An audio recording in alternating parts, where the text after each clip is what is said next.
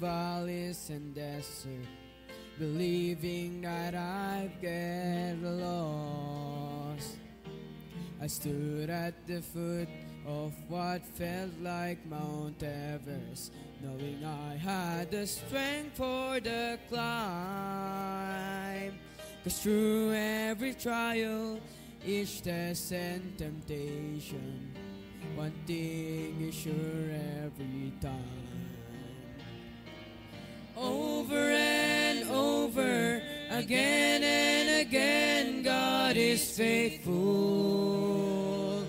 Over and over, again and again, through it all, He's made me able to stand and survive, to come through alive when it sure looked like I couldn't win. But Jesus is with me, so I'll claim the victory over and over again.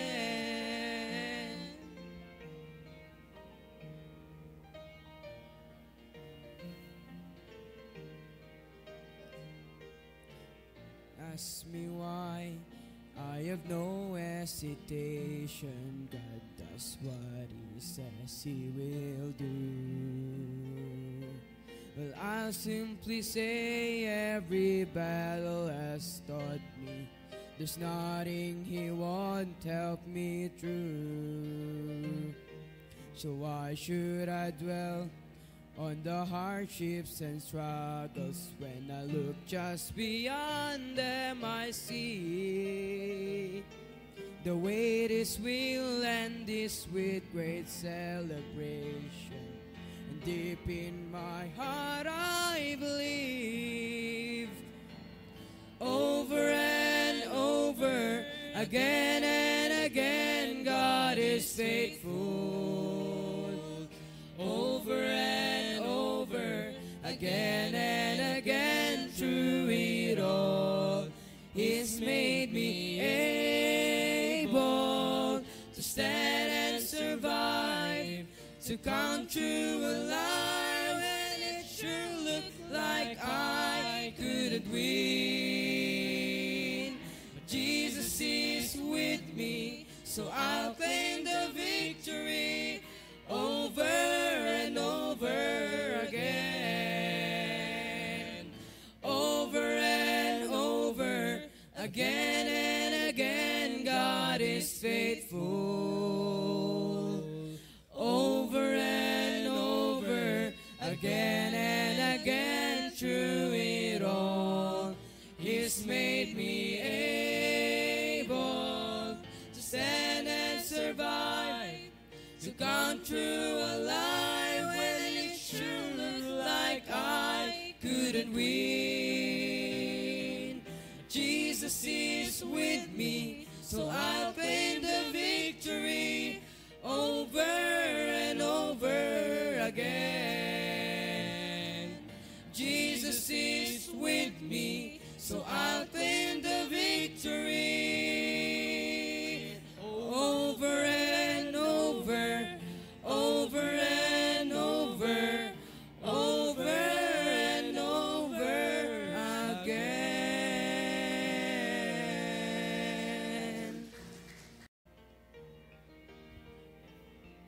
Yes.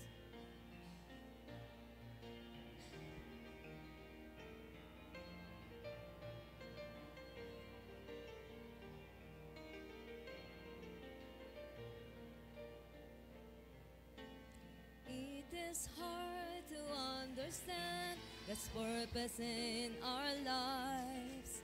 It is hard to obey the perfect will of God. But all we need to do is to trust Him with all our heart, because God is faithful every time. God is faithful every time. He will never leave you. God is faithful every time. He will now protect you. All things are calm with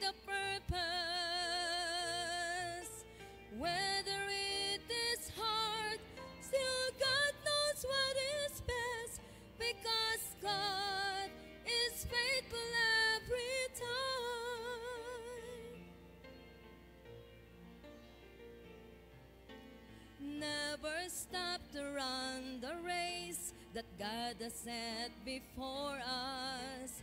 Do your best to reach your goal, and God will take the rest. Lay aside your burden at His feet, because God is faithful every time. God is faithful every time. He will never leave you. God is faithful every time. He will now protect you. All things are come with a purpose.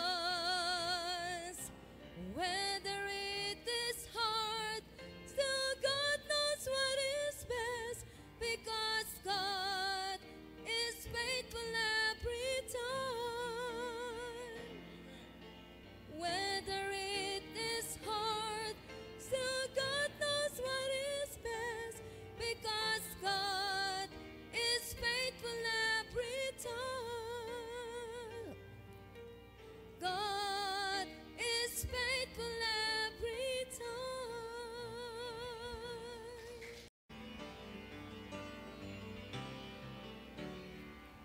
Lately I've been through some testing and trials. Felt like a detour that went on for miles. But standing here now looking back, I can say, Lord, I'm thankful.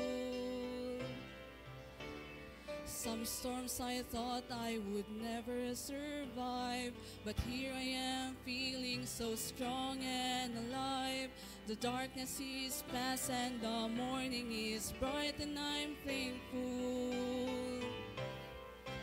Lord, I'm thankful like David after Goliath, like Paul and Silas after the jail.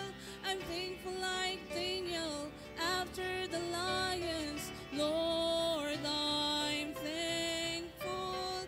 Thankful like Noah back on dry ground. Thankful like Lazarus finally on wood.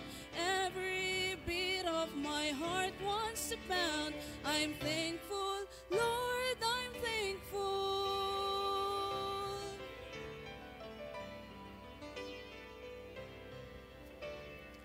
I battled giants of failure and fear, shadows of doubt where my hope was unclear. But all along, Lord, you were hovering near, and I'm thankful. All the seas of my past were a thundering roar that echoed the guilt that I could not ignore. But it's nailed to a cross, and I hear it no more, and I'm thankful. Lord, I'm thankful like David after Goliath, like Paul and Silas after the jail. I'm thankful like Daniel after the lions. Lord, I'm thankful. Thankful like Noah back on dry ground. Thankful like Lazarus finally on wood.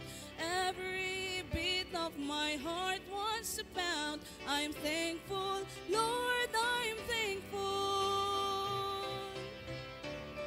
Thankful like Noah back on dry ground. Thankful like Lazarus finally on wood. Every beat of my heart wants to pound. I'm thankful, Lord, I'm thankful. I'm thankful, Lord, I'm thankful.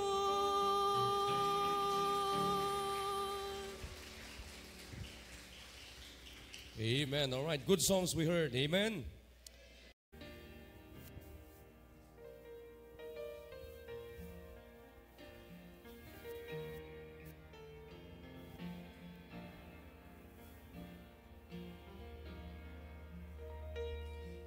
When the hurt goes deeper than the deepest place your heart has ever known.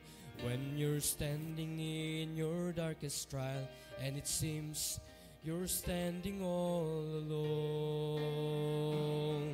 When the tears fall down like bitter rain, and you're wondering if the sun will shine again.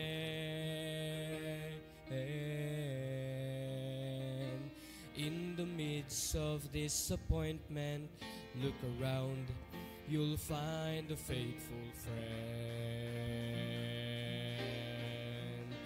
He's walked through my darkest valley, shining light upon the lily by the way. He has picked me up and held me when I thought I could not face another day.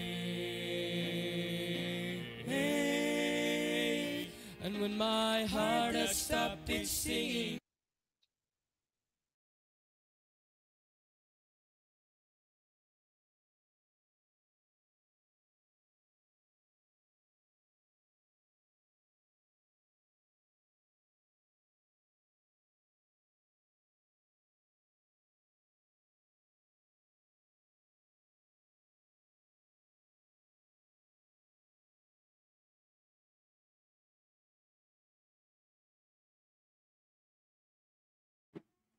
pati ito,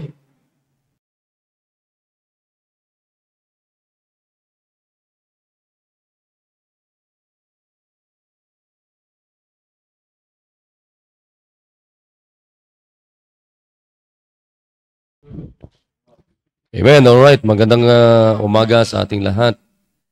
Pakiayos mo yung ano. Yan, okay. Sige, yung...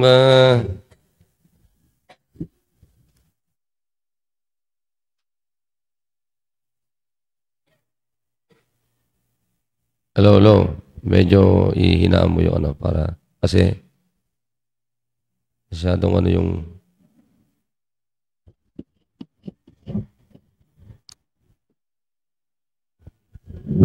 Yan, okay. Hello. Sige, itong magandang umaga sa ating lahat. At muli tayong sama-sama sa ating family devotion. Tiniling ko na patuloy natin bigyan ng mahalagang oras ito sapagkat this is our family devotion. Kaya gisingin nyo na yung mga yung mga miyembro ng pamilya nyo. Tatay, nanay, hanggang sa lahat na mga nakatira sa bahay ninyo. Kahit hindi nyo anak yan, kung nandiyan sa loob ng bahay nyo sa pagkakataon na ito, ay gisingin ninyo para makapakinig ng salita ng Diyos ngayong umaga. Yan, kasama na natin sila, Brother Serto, si Grace, yung nakikita ko sa aking Sister Beth, Brother Digno, pahingin naman ang lechon mo dyan. Si Ma'am Flor from Japan, yan. Si Bibian sa Cagayan. Yan, kumusta kayo dyan? Si Brother Bore, Brother Gilbert, at si Sister Vicky. So, yun pa lang yung nakikita ko dito eh. Pasensya na kayo kung meron pang nandi dyan. Sa ating Google Meet, sino yung na yan? Sino yan? Si Brother Jose. Yan. Isingin mo yung pamilya mo, Brother Jose. Para lahat ay makapakinig kayo. At maganda, buksan nyo yung camera ninyo para tayo ay magkakitaan kung nasa Google Meet kayo. Yan, pakiikot mo nga rin yung camera dito, Brad. Pakiikot mo. Yan. Yan, dito kayo sa harapan, dito kayo. Para makikita kayo.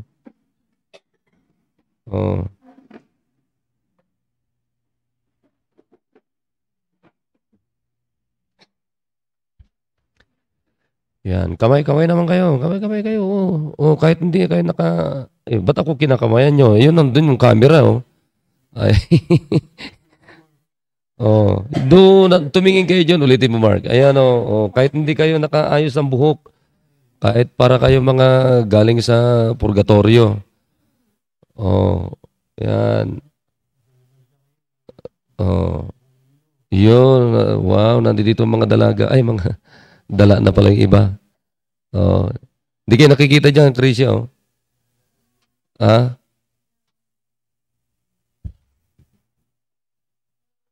Ayan, okay. Oh.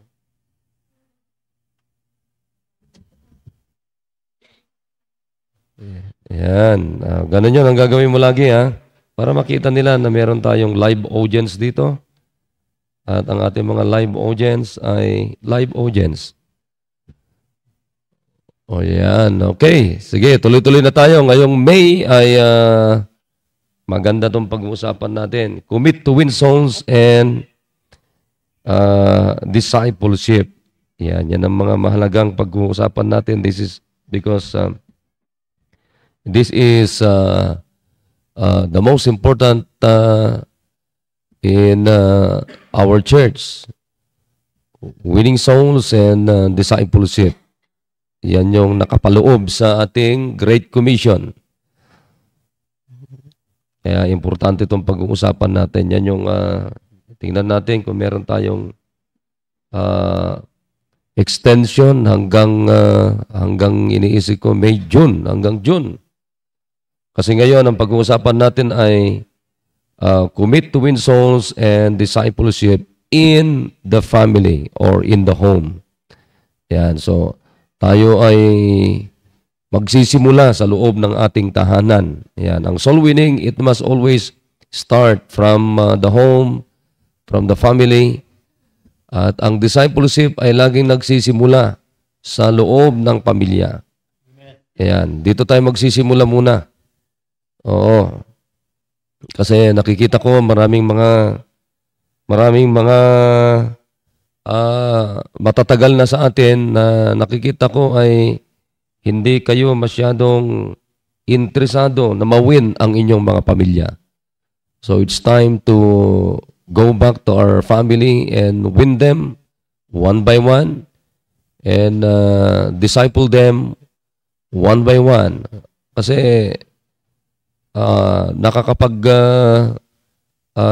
win kayo outside your home, nakakapag-disciple kayo outside your home, but why not go back to your own family first and win them one by one and disciple them one by one.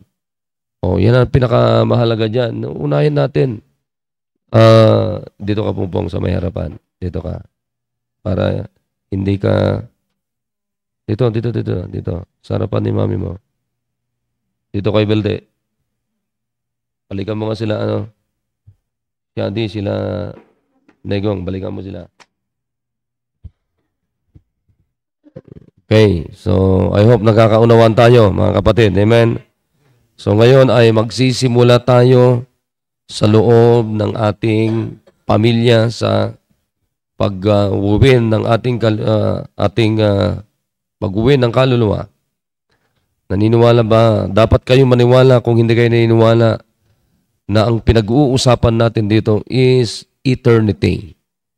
Eternity, mga kapatid. Alam nyo, pagka ang miyembro ng inyong family ay meron dyan, hindi pa saved, mga kapatid, ay talagang dapat magkaroon tayo ng burden to win them prayerfully. And talagang nandoon dapat yung pagmamalasakit natin sa kanila. Oo. So, sige, Brother Edgar, simula muna. Magsisimula tayo sa pamilya. Yan ang pag-uwin ng usapin natin ngayon. Commit to win souls and discipleship in the family. Yan, magsisimula tayo dyan. Sige. Okay, magandang umaga po sa atin lahat. At sa aking kagrupo ay good morning po. And pa rin si Brad Jose pa rin nandyan. Sige na. Okay, at tuloy-tuloy na po tayo. At napakaganda yung ating tema na muli ay hindi na bago to eh. Ito ay 3 minutes. Yes sir. Ito ay napakagandang balik-balikan at ulit-ulitin dahil ito yung sabi nga ni Pastor kanina ay tagubilin natin, tagubilin ng Diyos to. Okay, just quickly, just open your Bible in Matthew 28. Ito yung isang dyan napapaloob kasi lahat. At ito ay pwede nating may apply sa ating sarili hanggang sa ating pamilya. Okay, sabi diyan in chapter 28, verse 19, 20, Go ye therefore and teach all nations, baptizing them in the name of the Father and of the Son and of the Holy Ghost. Teaching them. So ito yung isang napakaganda na makita natin na tayo ay bilang isang manggagawa ng Panginoon, bilang isang anak ng Diyos, ay kabilang tayo sa sumusunod sa tagubilin ng Diyos na ito. Teaching them to observe all things whatsoever I have commanded you, and lo, I am with you always, even unto the end of the world. Amen. So makita natin dito ay narinig na natin na sa aming soul winning lesson ay ito yung palagi namin ginagamit. Ito yung palaging ini-emphasize ko na verse. Dahil ito ay kung pag-aaralan natin na maigi talaga, ito ay napakagandang pattern sa ating pamilya. Hindi lang sa ating pamilya, but sa bawat individual ay napakagandang ito yung masunod po natin. Dahil dyan napapaloob lahat yung tagubilin ng Diyos upang tayo po ay maging kagamit-gamit sa gawain ng Panginoon. Okay, so napakaganda na ito yung maging pattern po natin. Okay, so uumpisan ko sa napakagandang plano ng Diyos. Dahil ito yung napakalagang makita natin. Mga ilang rason lang bakit kailangan tayong maging soul winner. Dahil ito yung isang tagubilin ng Diyos. Ito ay kailangan po natin sa ating buhay. Ito ay napakagandang gabay natin sa ating buhay para ang buhay natin ay umayos. So hindi man lahat ay tinawag na mag-pastor, but every born-again Christian we are called to be a soul winner. Ayon sa talata na ating binasa. At napakaganda na ito yung makita po natin. Una, yung makita natin dito, yung word ng kaluluwa. The word of a single soul ay napakalaga. More than all the world, sabi nga ng Biblia, ay mas mahalaga pa sa mga bagay-bagay na makikita natin dito sa mundo. Sabi nga dito ni Mark, kung pag-aralan natin, sabi ni Mark, for what shall profit a man if he shall gain the whole world and lose his own soul? Napakaganda yung isang kaluluwa ay makita natin yung kahalagahan niya. Na hindi natin basta dinadaan-daanan lang yan o kaya hindi natin basta-basta pinapabayaan lang dahil ang worth ng kaluluwa is more than all the world. So makita natin kung gaano kahalaga ang kaluluwa ng tao. Na huwag nating pababayaan o kaya kaliligtaan na ibahagi yung pinakamahalaga. Sabi nga dito sa Book of Matthew ay ito ay isang bilin ng Diyos na huwag nating kaliligtaan.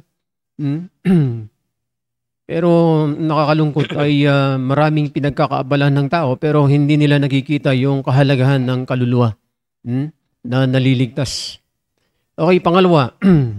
Pangalawang rason is yung katotohanan ng impyerno. If we truly believe that souls were headed for a lost eternity of hellfire, brimstone, torture, andoon yung tinatawag nating pain, darkness, anguish, ay kailangan po natin mag-win ng kaluluwa at mag-disciple.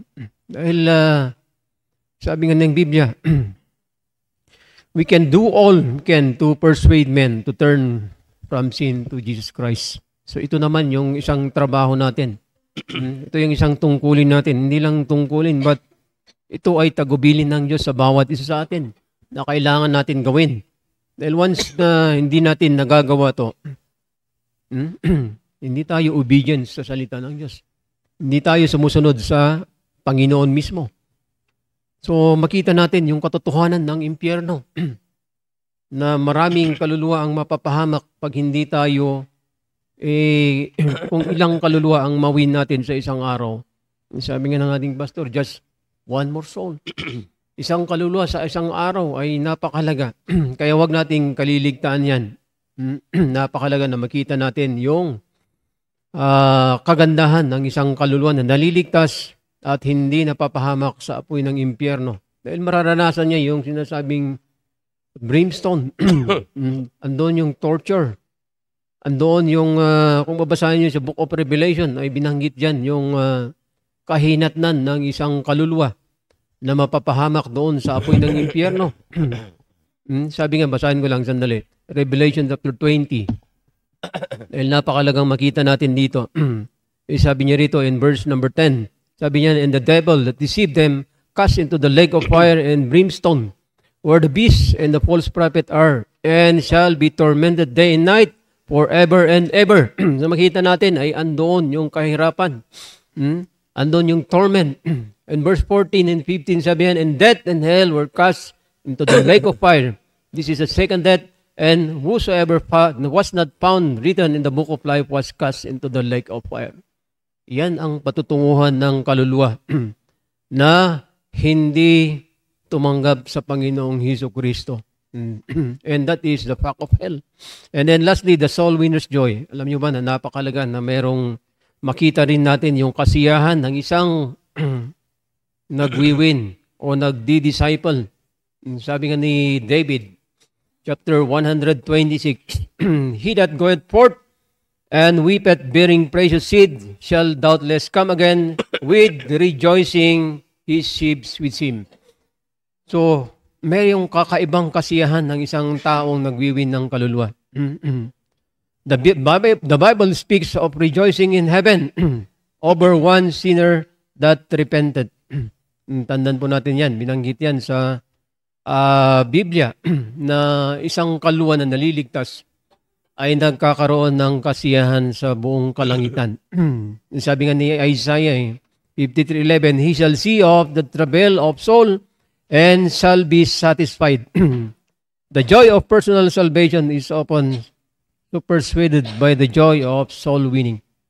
So makita natin kung gaano kasaya ang isang nagwiwin ng kaluluwa, ay ganun din kasaya ang isang kaluluwa na naliligtas at hindi napapahamak sa apoy ng impyerno.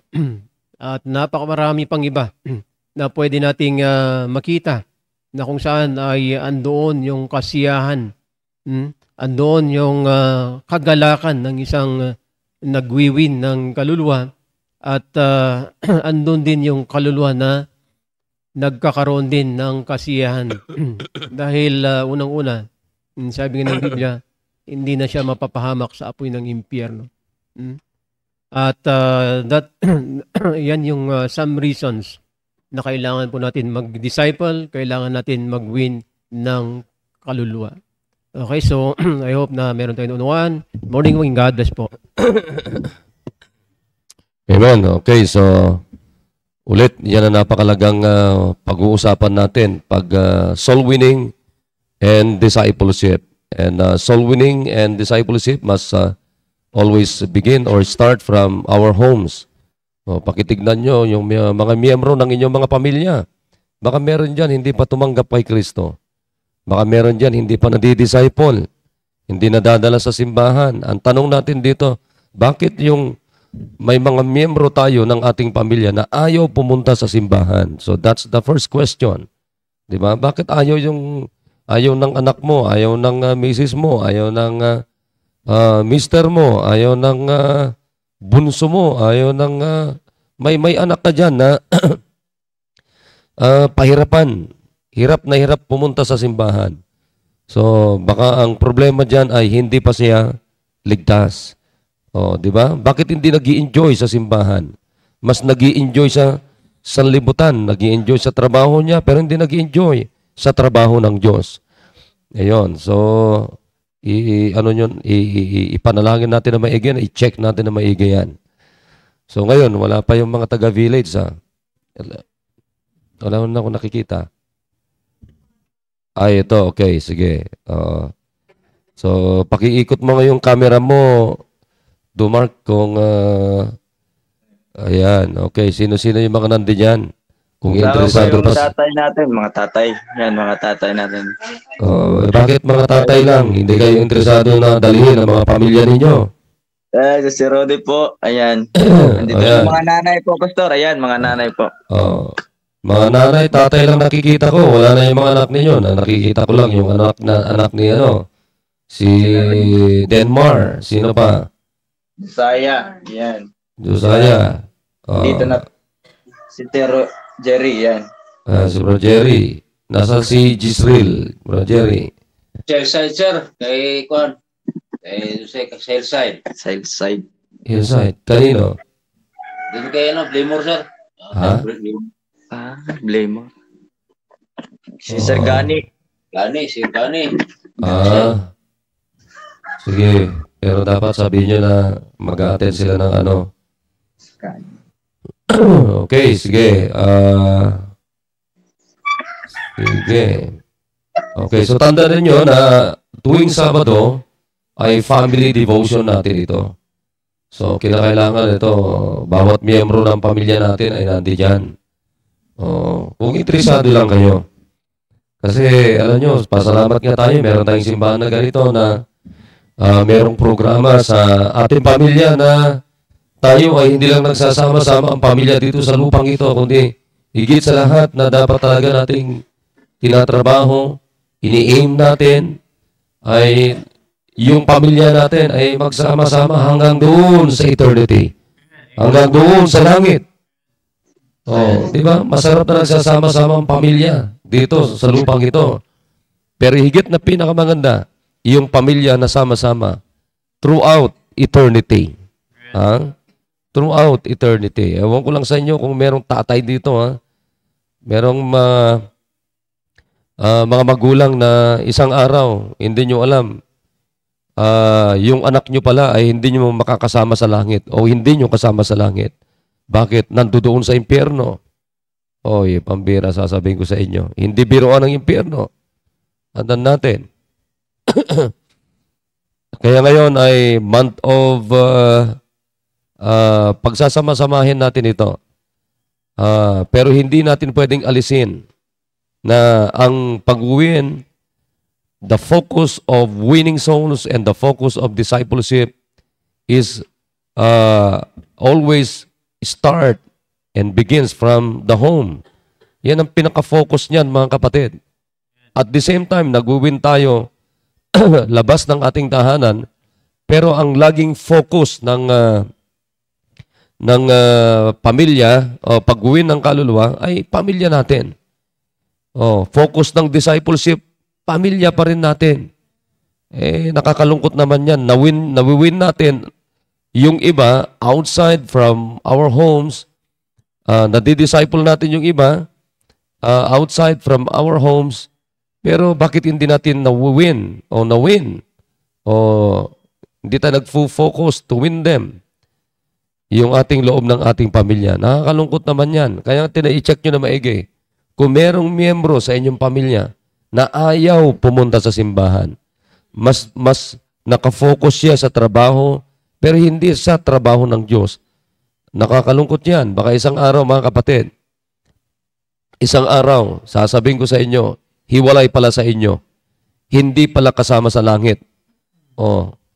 San ngayon siya? Kasi minsan, madaling i-memorize ang kaligtasan. It is very easy to memorize na sasabihin ng mga anak natin, ay tinanggap ko naman na si Kristo. Ngayon kung tinanggap mo si Kristo, bakit wala kang pag-ibig kay Kristo? Di ba? Hindi ako naniniwalang pag tinanggap mo si Kristo, wala kang pag-ibig kay Kristo. Ang totoong tumanggap kay Kristo ay may pagpapahalaga kay Kristo. At may pag-ibig kay Kristo. Yan ang natin. Yan ang paniniwala ko, ha? Sige, Dumark. So, ang usapan natin ngayon ay commit to win souls and discipleship in the home. Yan ang natin. Uunahin natin tahanan natin. Tinan mo yung kapatid mo, si JR, hindi na rin nagsisimba. Nakafocus na sila sa trabaho. Di ba? Mas mahalaga yung nagligtas sa iyo sa apoy ng impyerno o yung trabaho mo. Di ba? Mahalagang trabaho, pero wag niyong ipagpalit kay Kristo ang trabaho niyo. Ano mang bagay meron sa mundong ito na ipinagpapalit niyo kay Kristo, sasabihin ko sa inyo lahat yan. Yan ay disrespect sa harapan ng Diyos. Disrespect. Sabi ko anong linggo, ay ang taong walang disiplina ay taong walang respeto. Oo. Tandaan nyo yan. Okay, sige. Ikaw muna. Ako na lang huli mamaya. Sige sir, good morning po. Ayan, maganda po ating talakay po ngayon sa ating devotion about soul winning and discipleship. So napakaganda po na makita po natin. At magsalita lang po ako mga ilang minuto lang po. Ayan. Sa ating usapin na commit to winning souls and to disciple them. Dito sa book of Proverbs, paano tayo makapag-commit to win souls and to disciple. So, ang gusto ko lang i-share dito is para makapag-commit tayo to win souls and to disciple ay unang-una ay meron tayong pagkatakot sa Diyos. Yan. Meron tayong tinatawag na fear of the Lord. Kasi minsan pag wala na tayong takot sa Diyos, wala na. Di na natin magagawa yung iba. Di na tayo magagawa ng commitment sa Panginoon, lalo na sa paghayag ng salita ng Diyos at pagdi-disciple. Sabihin ko dito sa Proverbs chapter 1 verse 7, the fear of the Lord is the beginning of knowledge, but fools despise wisdom and instruction. Ang gusto ko lang kukunin po dito yung paano tayo mag-commit to winning souls and to disciple others. Meron tayong pagkatakot sa Diyos. Meron dapat tayong fear of the Lord. Kasi minsan ang kadalasan, lalo na minsan pag hindi tayo makapagawa ng commitment na mag-soul winning at mag-disciple sa iba, hindi natin, wala tayong tinatawag na fear of the Lord. Pag sinabi mo kasing fear is reverence. Ibig sabihin, pinakamataas na paggalang. No? So, ang igagalang natin dito, nabigyan natin ng pinataas na paggalang, walang iba kundi ang Diyos. No? Pinakamataas na paggalang, walang iba kundi ang Diyos. Kaya, kung hindi natin magagawa, sabi nga ni Pastor kanina na kung hindi natin magkayang ma-disciple ang ating pamilya, hindi natin sila mawin, so anong meron sa kanila? Ibig sabihin po, makita natin doon ay hindi mataas ang trato nila sa Diyos. No, mababa lang ang tingin nila sa Diyos. Kaya minsan mahirap, maraming tayong nagagawa sa ibang bagay kaysa gawain ng Panginoon. Kasi nga, yun nga, sabi kanina, mas mataas pa yung trato natin sa trabaho kaysa gawain ng Panginoon.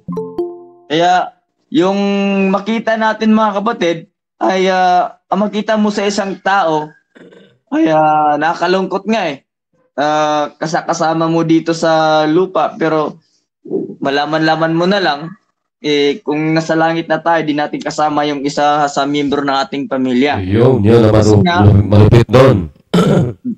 Kaya nga, kasi nga, pag dito sa lupa, hindi natin nabigyan ng pinakamataas na paggalang ang Diyos sa buhay natin.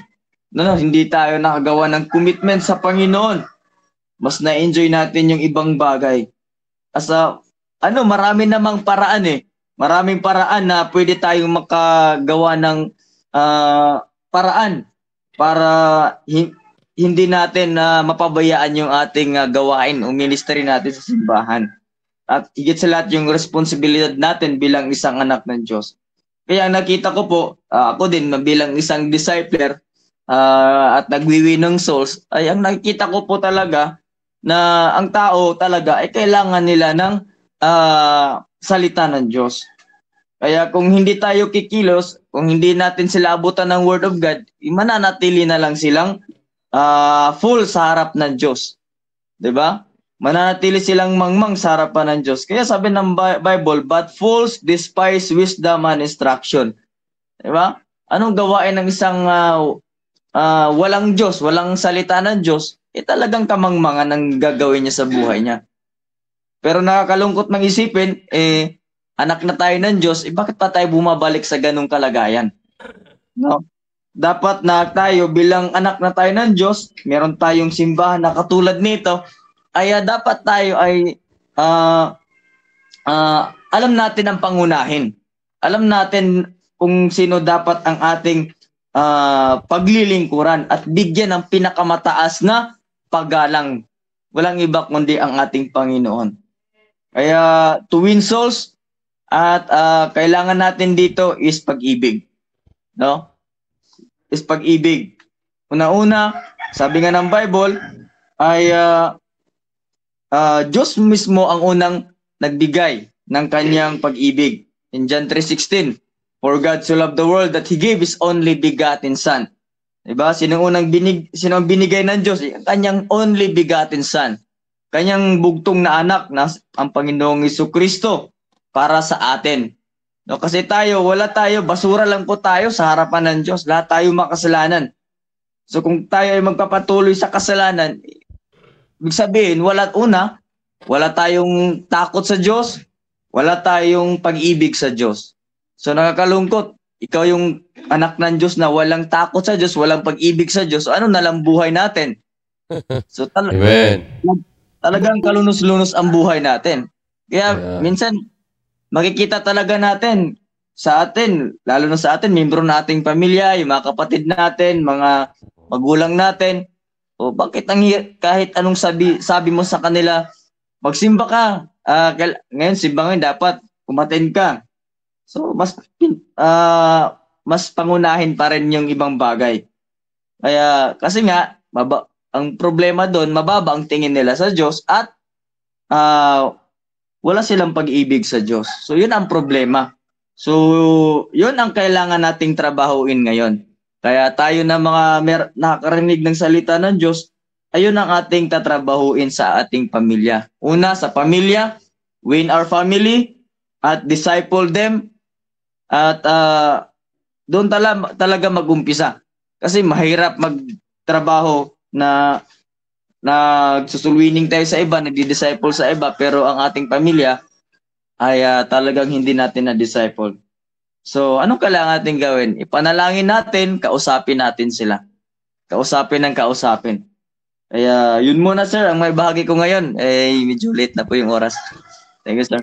Amen, amen. So, okay, so, yan, napakaganda yan. Alam nyo, totoo yun. Kasama mo sa lupang ito, yung pala, hindi mo kasama sa eternity in heaven.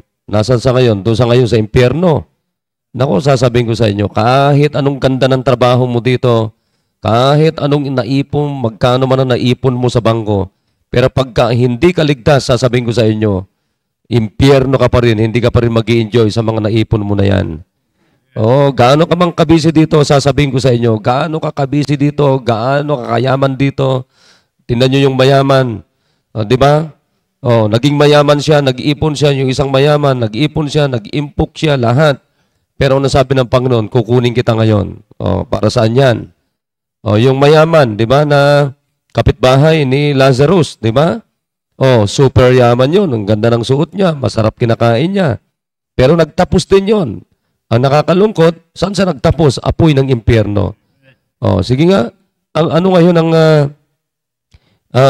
pinagkakaabalahan nyo sa mundong ito? Sige, trabaho. Walang masama sa trabaho, pero wag mong ipagpalit kay Kristo yan. Kaya nga sabi ng Diyos, seek ye first the kingdom of God. Always God must be the first. Oh, di ba? Alam nyo, ulitin ko sa inyo yung sinasabi ko kanina. Madaling i-memorize na sasabihin mo, tinanggap ko na si Kristo bilang Panginoon ko at sarili kong tagapagligtas. Madaling i-memorize yan. Memorize yan ni Judas Iscariot. Tandaan niya yan. Memorize niya yan. Pero sa nagtapos si Judas Iscariot, impyerno pa rin. Oh, kaya yung mga anak ninyo na Mahirap dalhin sa simbahan? Oo, kahit nasabi mong, dati nagsisimba naman ito, ganito, ganyan. I-check nyo yan mga kapatid, sasabihin ko sa inyo. It might be. Sasabihin ko sa inyo, memorize lang niya na si Kristo ay tagapagligtas, na si Kristo ay tinanggap na niya. Pero naniniwala kasi ako na ang kaligtasan, pag tinanggap mo si Kristo, ay merong kang pagmamalasakit kay Kristo.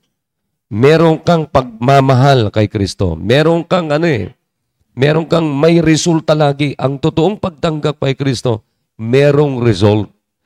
Oo, may product yan. Merong kang pagkagusto kay Kristo. Dati hindi mo gusto si Kristo, hindi mo gustong simbahan. Pero kung totoong tinanggap mo si Kristo, hindi po pwedeng hindi ka magkakagusto kay Kristo. Hindi pwedeng hindi ka magkakagusto sa simbahan ni Kristo. Hindi pwedeng hindi ka magkakagusto sa salita ng Diyos. Salita ni Kristo. Ayan. Okay? So, kasama na rin natin si Sister Geraldine from US, Teremilia. Yan, kasama na rin natin.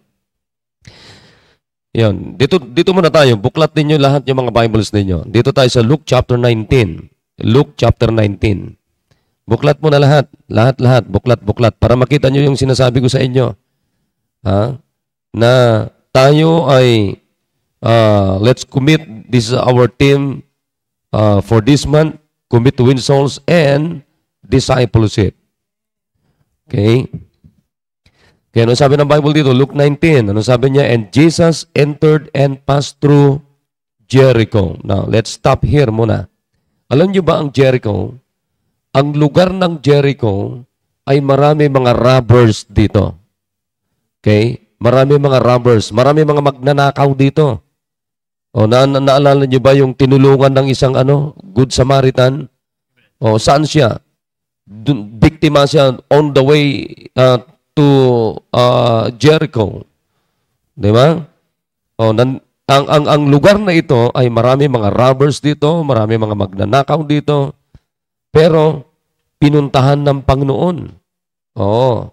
No, ang Panginoon ay papunta siya, nagsosoul winning siya, nag-iikot siya, nag-evangelistic meeting siya. Yan. For 3.5 years, mga kapatid, ikot ng Panginoon. Naghanap ng kaluluwa. Isang araw, in verse number 2, sabi dito, and behold, there was a man named Zacchaeus. Zacchaeus means pure. Pure. Which was the chief among the publicans, and he was rich. Sino siya? Siya ay pinuno ng mga tax collectors. Oo, kaya napakayaman siya. Taga-BIR siya. Bigay muna regalo. Yan. And he sought to see Jesus. Gustong-gusto niya makita si Kristo. He sought to see Jesus, who he was, and could not for the press, because he was a little of stature, and he ran before and climbed up into a sycamore tree to see him, for he was to pass that way. So gustong-gusto niya makita si Kristo. Isang araw, parating si Kristo, marami mga tao sumusubaybay sa Kanya, sumusunod sa Kanya, maliit lamang siya. So ang ginawa niya, umakyat siya doon sa sycamore tree. Kasi ang sycamore tree, madaling akyatin lang ito, kaya nga nakaakyat siya Oo. And when Jesus came to the place, nandun ng Panginoon si Kristo, he looked up and saw him. Nakita niya si Zacchaeus. Sino si Zacchaeus? Siya ay mayaman. Siya ay chief. Pinuno siya. Manager siya ng mga tax collectors.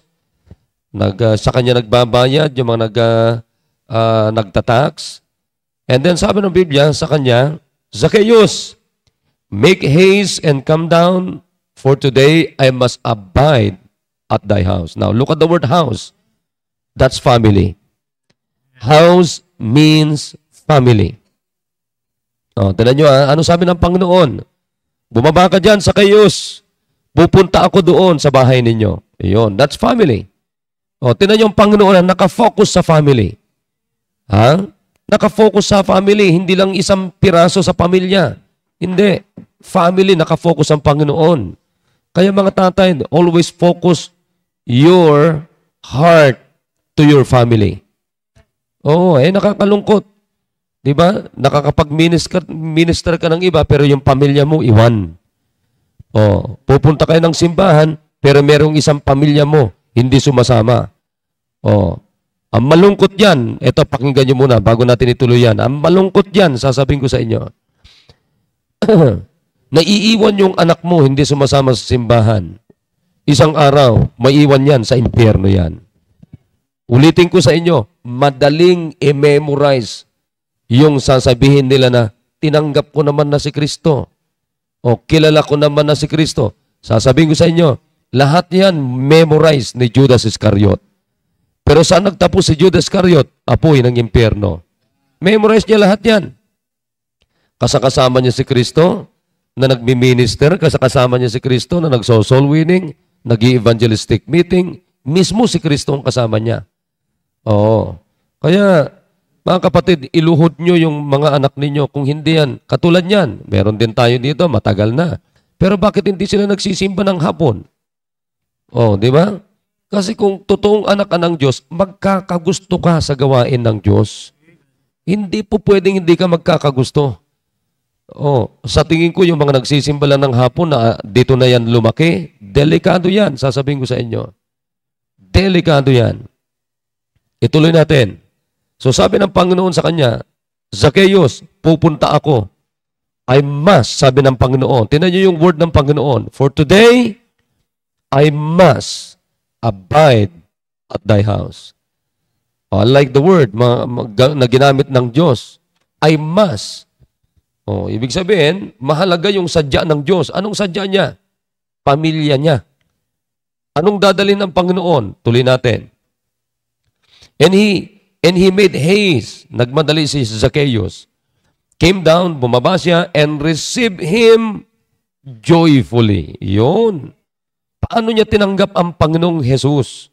Joyfully. Yun. Tinatanggap ba natin ang Panginoong Jesus joyfully? Katulad ngayong umaga, nag-i-enjoy ba tayo sa ating devotion? Nakikita ko dyan, kahit nga dito, nakayuko lang. May aaten, walang Bible. Ay, nako, delikado yan. Sige. At least, alam ko na lahat ng paraan ginagawa ko. Pero isang araw, pati yung mga kasama ko dito, memorize nyo ang salita ng Diyos, wala sa puso nyo. Sasabihin ko sa inyo, hindi kayo mag-i-enjoy sa apoy ng impyerno. Maniwala kayo sa akin. Sige, lahat ng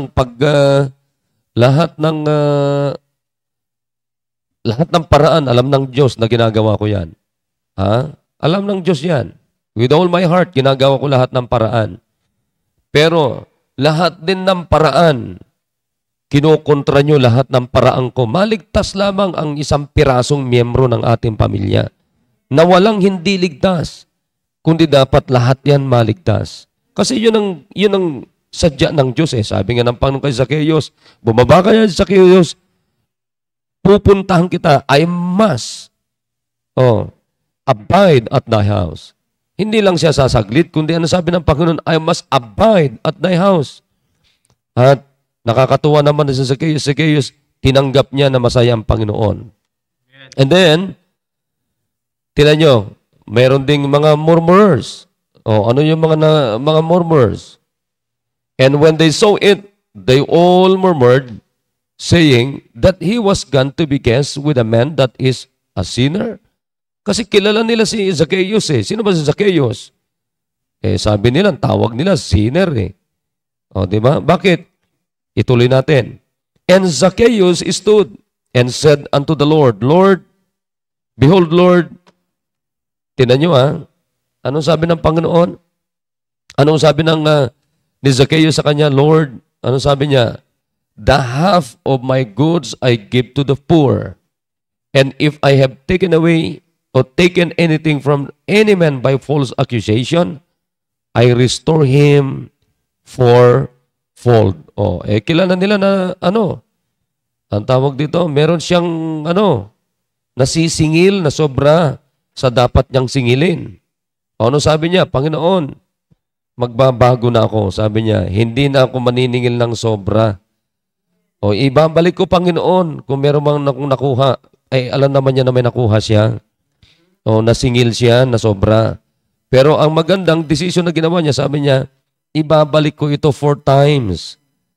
O, yan ang sinasabi ko sa inyo. Ang totoong tumanggap kay Kristo, may pagbabago. Oo. Tinan niyo si Zacchaeus, ano sabi niya? Dating naniningil ng sobra. 4 na beses na ang paniningil niya. Kaya sabi niya, ibabalik ko rin ito, Panginoon, 4 na beses. Oh, tinan niyo, ganun sa kayaman. Ito na ngayon. Number 9. And Jesus said unto him, tinan niyo this day is salvation come to this house. Yun. That's family. Anong sinadya ng Diyos sa pamilya ni Zacchaeus? Anong sinadya niya kay Zacchaeus? Hindi lang si Zacchaeus. Anong sinadya niya? Buong pamilya ni Zacchaeus. Anong dinala niya, mga kapatid? Salvation. Salvation. Nagdala ba ng pera si Kristo sa tahanan, sa pamilya ni Zacchaeus? No. Oh, di ba? Hindi. Na ang pera ay nagagamit, mga kapatid, para mawala ang kaligtasan. Ang pera nagagamit para lumayo kay Kristo. Kaya nga marami sa atin Sunday morning lang kayo, hapon wala na. Wednesday, wala rin. O, di ba? Pakinggan nyo to. Kayo mga nakikinig na tatay, nanay sa akin, i-check nyo, baka may mga miyembro sa pamilya nyo na matagal na dito na lumaki ng katawan, pero hindi lumaki ang pananampalataya. Oh, kaya makita nyo ano nangyari, mga kapatid. Yun lang. Oh, minsan ang word natin, dati naman sumasama. Dati yon. Oh. Ngayon, anong nangyari ngayon sa kanya? Na-impluensyahan ng sanlibutan. Oh, ngayon, alam din niya, pastor, pagka tinanong mo, tinanggap mo na ba si Kristo? Ligtas ka ba? Tama naman yung sagot niya. Tama din ang sagot ni Judas Oh, pero saan nagtapos si Judas? Impyerno. Bakit? Memorize niya lahat yan. Iba yung memorize mo at saka mula sa puso mo. Oh, iba yung alam mo si Kristo sa nguso pero wala sa puso. Ha? Tandaan nyo yan. O, tinan nyo Ano sabi ng Panginoon sa kanya? This day, ngayong araw na ito, is salvation come to this house. O, tinan nyo yan At anong sadya ng Panginoon? For the Son of Man is come to seek and to save that which was lost. Na, magrigan nyo. Tandaan nyo ito. I want to give you just one point. Soul winning was the heartthrob of Jesus. Anong ibig sabihin ng heartthrob? Tibok, pintig, palpitation. Tibok. Soul winning was the heartthrob of Jesus and should be our heartthrob too. Tandaan nyo yan. Ang soul winning ay tibok ni Kristo. Kaya dapat ang soul winning din ay tibok ng bawat isa sa atin. Nakikinig tayo? Win your family first. Disciple your family first. Win your family first. Disciple your family first. Win your family first. Disciple your family first. Win your family first. Disciple your family first. Ulitin ko na naman, mga kapatid. Win your family first. Disciple your family first. Sasabihin ko sa inyo, ang Panginoon nga, ito. Sino ang pinuntahan ng Panginoon? Jerusalem. His own nation. Pinuntahan niya muna yung kanyang sariling bansa. Pero hindi nagtapos doon ang Panginoon. Ano sabi niya? For God so loved the world. Sapagkat lahat mahal ng Panginoon, hindi lang Jerusalem, maging tayo mga Gentiles, mahal ng Panginoon. Pero ang gusto ko makita nyo ngayong umaga, mga kapatid, na napakalaga pa, yung tibok ni Kristo at kung ano ang tibok ni Kristo, that must be the heartbeat of everyone. Soul winning. Win your family first. Pray for them. Disciple your family first. Pray for them. Bring them to the house of God. Sasabihin ko sa inyo, pag hindi nyo madala yan sa bahay panambahan, makinig kayo na maigi, isang araw, maniwala kayo. Kasi ang nakapagtaka, bakit ayaw nila sa simbahan? Di ba? Yun ang question doon. Trabaho? Si Zacchaeus, nung tinanggap niya si Kristo, mga kapatid, may pagbabago. Sapagkat ang pagtanggap kay Kristo, meron at merong pagbabago. Oo. Yan ang resulta ng pagtanggap kay Kristo. Bakit yung mga anak nyo, ang tagal-tagal na nila dito sa simbahan, pero hindi sila nakakabalik? Pag magsimba ng umaga, pilit pa. Di ba? Pero hapon, wala na sila. Therefore, Wednesday, wala na. Therefore, makita nyo, walang pagbabago. Pero tignan nyo si Zacchaeus. Anong sabi niya? Una, masaya niyang tinanggap si Kristo. Pangalawa, nung na-realize niya lahat, anong sabi niya? Panginoon, yung mga nasingil ko na hindi tama, ibabalik ko ito 4 na beses. May pagbabago. Bakit yung anak mo, tagal-tagal na, walang pagbabago? Hindi ko sinasabing ang pagbabago ay kasama sa kaligtasan, kundi ang sinasabi ko, ang pagbabago, resulta ng ating kaligtasan. At tinan nyo dito, anong sinadya ni Kristo dito? Si Zacchaeus lang ba? Hindi. Anong sinadya ni si Kristo kay Zacchaeus? Yung kayamanan ba niya? Yung trabaho ba niya? Hindi. Ang sadya ni Kristo kay Zacchaeus, yung kaluluwa ni Zacchaeus at kaluluwa ng kanyang pamilya. Amen. Di ba? Ngayon, tanong mga kapatid, tapos na ako. Ibalik natin, iparehas natin ang tibok ng ating puso sa tibok ng puso ni Kristo. And what is the heartbeat? What is the heartthrob of the Lord Jesus Christ? Soul winning. Win your family first. Disciple your family first. Bring them to church, to the house of God. Sunday morning, Sunday afternoon, Wednesday, every services. Mag-involve kayo, family, sa gawain ng Panginoon. Katulad ngayon, Sabado. Tinan nyo ha. Tinan nyo yung mga anak ninyo, okay, no problem. There's nothing wrong na makakuha sila ng trabaho. Pero ang nakakalungkot, mga kapatid, sige, may trabaho yung anak ninyo, pero wala silang involvement sa soul winning. Di ba? Sabihin ko sa inyo, mga kapatid, worse yan na nangyayari sa pamilya ninyo. May trabaho yung anak mo, araw-araw, may trabaho sila. Pero ano ang involvement nila sa soul winning? Ano ang involvement nila sa pagdadala ng kaluluwa?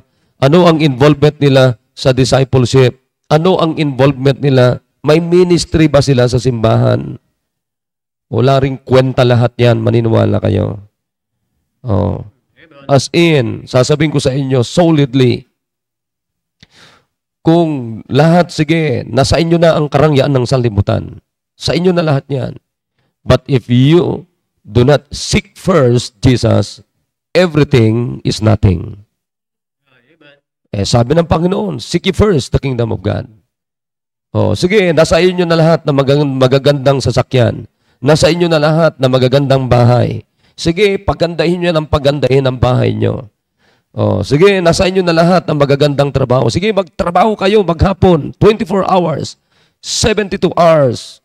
Sige, magtrabaho kayo, 365 years.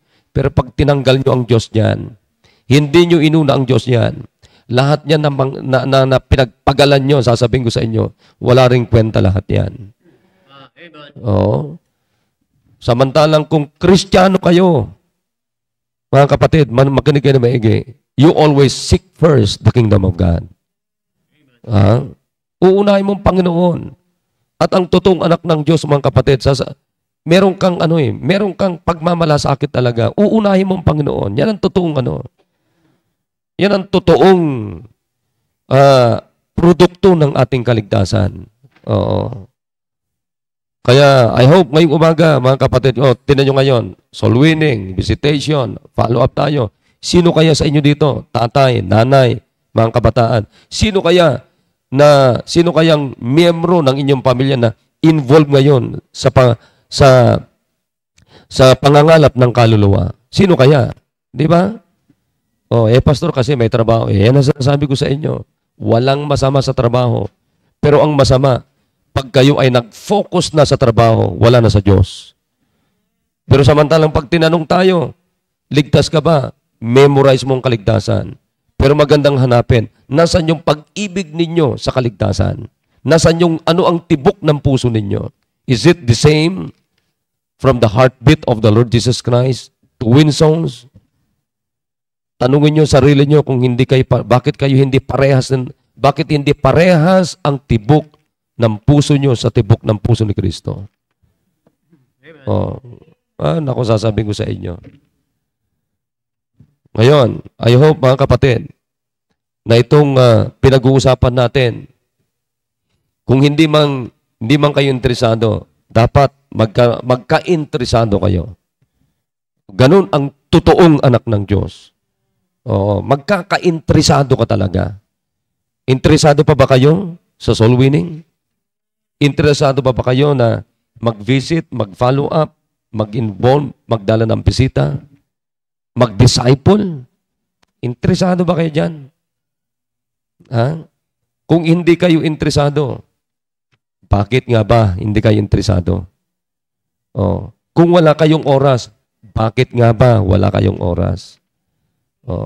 Parehas ba tibok natin sa tibok ng puso ni Kristo? Kung hindi parehas, bakit hindi parehas? Kaya balikan natin itong mga bagay na ito. Balikan natin. Kayo mga nakikinig dito sa mag-comment din kayo para makita natin. Sasabihin ko sa inyo ulit, panghuli, aanhin din nyo ang pinagpapagalan yung trabaho nyo kung hindi naman kayo involved sa ministry. Pangangalap ng kaluluwa, aanhin nyo yun. Di ba? Kahit nga magbigay ng touch ninyo, hindi kayo nakakapagbigay sa totoo lang. Bakit? Wala nga kayong involvement sa kaluluwa. Because you cannot separate giving and soul winning. Hindi mo pwedeng pag-iwalayin yun. Ang tanong ko, ligtas na ba ang buong pamilya nyo? Pangalawa, nadi-disciple nyo ba ang buong pamilya nyo? Ngayon, kung hindi, why not commit to win souls? Commit to discipleships. Di ba? So, I hope may nakuha tayo ngayong umaga. Amen. Mga kapatid. So, dito, may nakikita ako dito. Ayan, si Sister Vilma. Sister Vilma, masyado ka ng... Alam ko, Sister Vilma, milyonaryo na ito eh. Oo, kasi intindi na ito eh. Punta ka dito sa simbahan. Oo. Alam ko, milyonaryo ka na kasi grabe. Si Brother Kevin, umaga sa inyo. Yan. Okay, si Sister Mercy. Si Mayan, di na rin sumama kayo sa soul winning, mga kapatid. Visitation, follow up. Brother Erwin, tanda mo yung billing ko sa'yo. Di ba? Kung gusto mo dyan, dyan ka na, walang problema. Dyan ka na lang kay Sir Roland, walang problema. Sino pa? Yan, Sister Evangeline Ojem. Kumusta sis? Pasyal ka dito sa simbahan. Kapit-bahay lang tayo, hindi ka nakakapunta.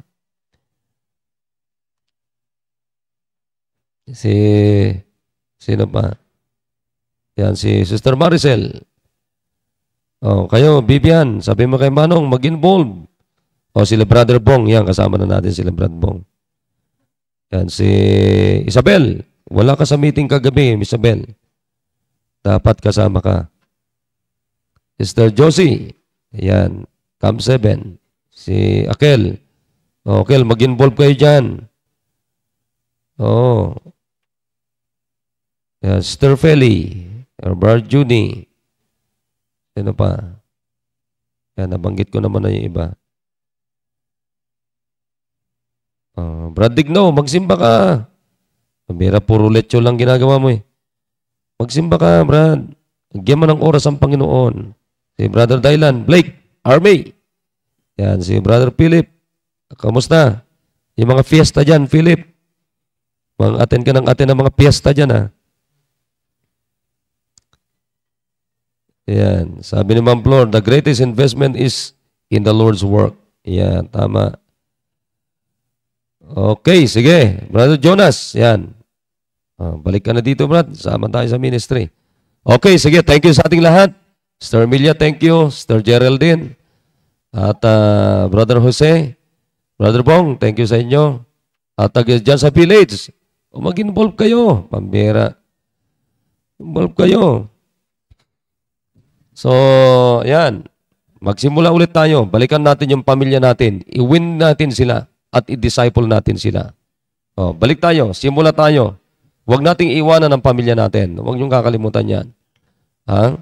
Ang worst, sasabihin ko sa inyo, pag naiwan, hindi nyo kasama sa langit, nako, shoot sa impyerno yan.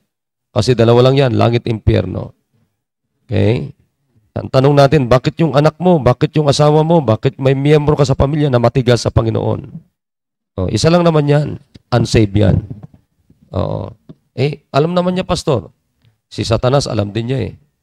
Diba? Si Judas, alam din niya. Madaling i-memorize yan. Okay, sige, tayo manalangin. Dakilang Diyos, maraming salamat sa mga narinig po namin na mensahe mula sa katotohanan ng inyong mga salita. I-bless nyo, dalahin ko po Panginoon na sa araw na ito ay hindi lang puro trabaho ang mga members, kundi Panginoon, makita rin nila yung halaga ng kaluluwa, Panginoon.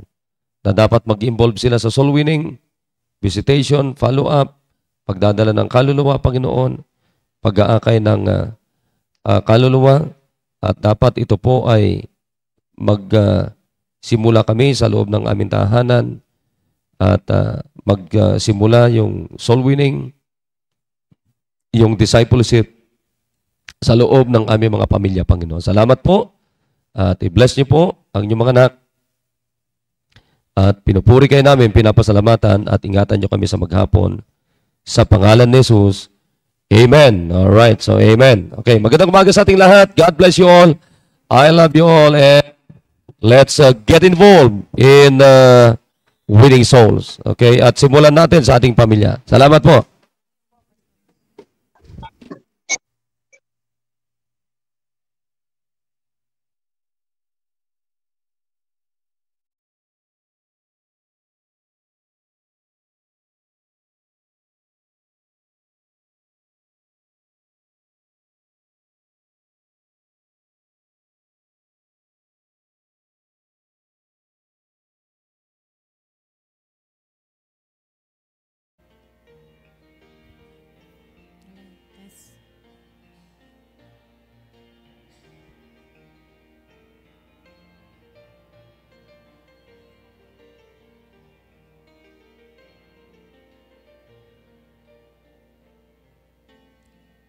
It's hard to understand God's purpose in our lives. It is hard to obey the perfect will of God. But all we need to do is to trust Him with all our heart, because God is faithful every time. God is faithful every time. He will never leave you. God is faithful every time. He will now protect you. All things are come with a purpose. Whether it is hard, still God knows what is best, because God is faithful every time.